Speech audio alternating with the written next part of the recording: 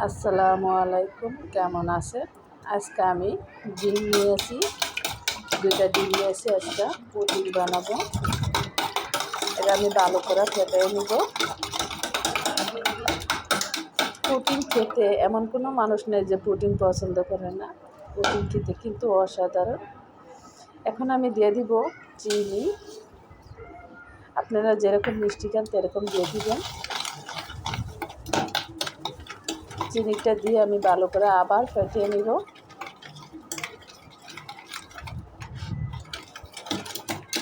Pudding বানাতে কিন্তু অনেক সহজ, যারা পুরো বানাইতে জানে অনেক সহজ।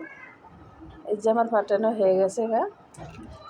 এখন দিলাম ভ্যানিলাস, এটা ডিমের গন্ধটা যাইব গা। এখন আবার একটু ফুটিয়ে নিলাম। আমার ফাটানো হয়ে গেছে গা। দেখছেন কালার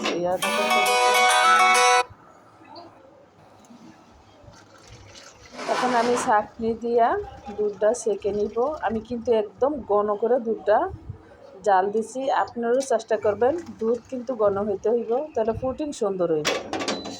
আপনারা এরকম ঘন দুধটা জাল দিবেন, তো পুডিং সুন্দর হইব।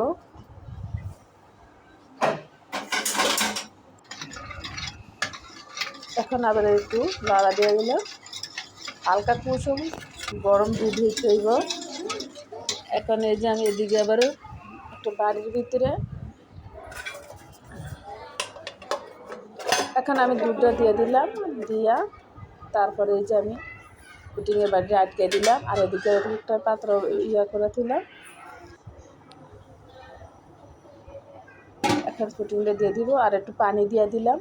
পানি দিয়ে ঢাকনা দিয়ে ডেকে এই যে দেখছেন আমার পুডিংটা হয়ে গেছে। আমি পুডিংটা একটু ঠান্ডা করে এখানে যে নিয়েছি, যার করে ছোটো বাচ্চাটাই দেখেন এটা পুডিংটা মাঝখান দিয়ে একদম কেটে দিছে, একটা মুখ বানায় ধুয়ে দিছে।